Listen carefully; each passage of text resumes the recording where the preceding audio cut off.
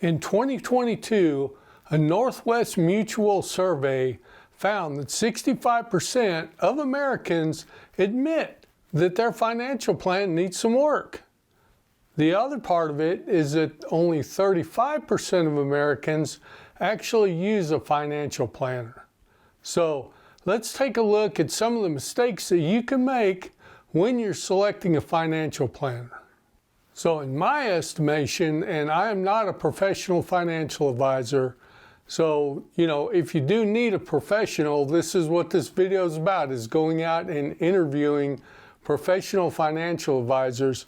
But I feel probably the number one mistake you can make is not going with a fiduciary. Now, fiduciary means that they are ethically bound to act in your best interest as their client.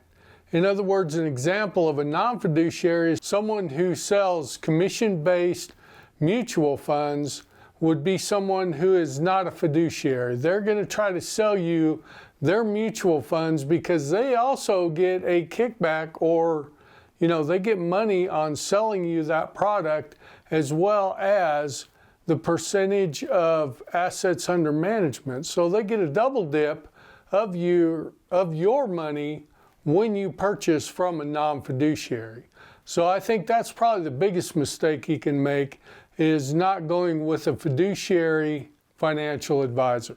So the second one here is something that I made the mistake of many, many years ago, and I basically just went to the guy down the street that had a financial planning office, and he did me a pretty good job as far as managing my money. But when it came right down to it, he just wasn't equipped to do the financial planning for my retirement that I wanted. And how I found that out is I said, well, how much would it cost? And he said, oh, it's free. We'll just do it for free. And he sent me this document that was an inch thick, and I didn't understand hardly any of it. I didn't see any kind of Monte Carlo, assessments or anything like that in this report. And it basically said that I could take about half of what I wanted to take on a monthly withdrawal basis. And that's when I said, I think I need to start looking for somebody else. So anyway, what I'm gonna say here is go ahead and interview 2 or 3 different financial advisors, and go ahead and have a little checklist of things that you want to ask them. And we're going to go over some of those here in just a minute. Okay, and the third one here is choosing a financial advisor with the wrong specialty. And that's kind of what I was talking about earlier. You may have financial advisors who are really good at managing your money. You may have financial advisors who are really good at helping out businesses, that are good at helping out families that are just starting out, just getting started in their financial planning. So a lot of them are more specialty than they are anything else. So make sure and ask them when you call these people up on the phone, before you even interview, say, what's your specialty? Do you specialize in retirement planning? If that's what you're wanting, right? And ask them straight up, right up front, say, how much will it cost for me to get a retirement plan done through you? And again, I will just warn you that if somebody says, oh, that's free of charge, that might not be the way to go. It never hurts to get it done free of charge, but you really got to be careful because they may not be looking in your best interest. So when you're going through your interview with your financial planner, one of the things that really should come up, and it should come up fairly early in the conversation, is what is your risk tolerance?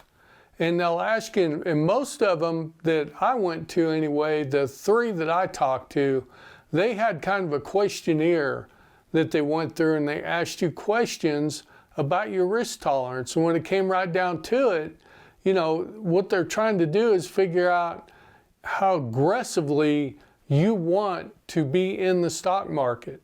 Is this something where we're going to look at a lot more mutual funds?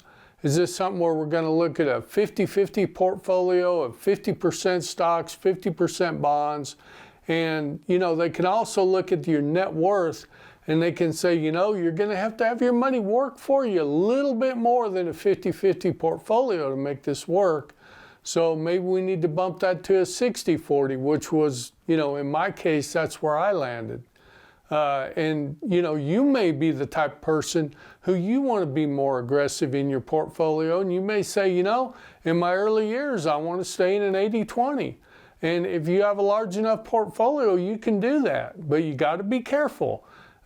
Risk tolerance, what's going to help you sleep good at night, means a lot in retirement. If we go into a 20% dip, are you going to lay awake at night every night going, oh my goodness, am I going to have enough money? Am I going to run out of money? And if you're in a 60-40 or 50-50 portfolio, you're not going to get hurt as bad as you are if you're in an 80-20 or 90-10.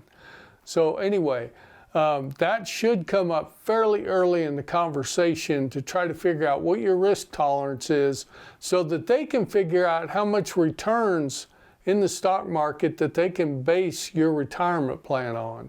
Okay, kind of going back to the number one is understanding how your financial advisor is going to get paid. So there are financial advisors that are a flat fee only. Like my financial advisor, he charged me for my first financial plan, it was $1,000, and then it's $500 every year after that, to get it done. So he gets paid that way, and I'm also using him for my investments, right? So I gave him my money, and he's doing the investment strategy on it.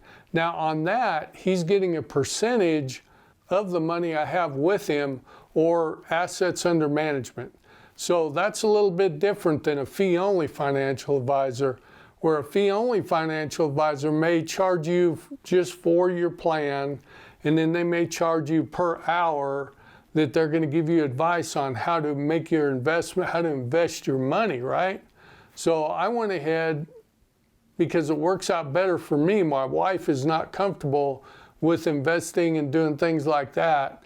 So I went ahead in case something happens to me, and I gave them my nest egg. And so with my nest egg all in there, it's called assets under management, and they get a certain percentage of the total amount to go ahead and manage those. So it's kind of, when we talk about a fee-only fiduciary financial advisor, fee only means that they're going to just charge you for what they do, a flat rate fee, or you can go like I did, you can kind of split it up, or you can go with somebody who does it under the umbrella of assets under management. So there are different ways that they get paid. I won't say that, any are much better than others, although most people kind of suggest that you go with the fee-only route. And I think that's okay. If you're comfortable doing the investing yourself and you're comfortable handling the money and doing the withdrawals and all that yourself, then I would say yes, go ahead and do fee-only. But in some instances, it does make sense to go ahead and pay a little bit more for that comfort of knowing that they're taking care of everything, but they're still a fiduciary.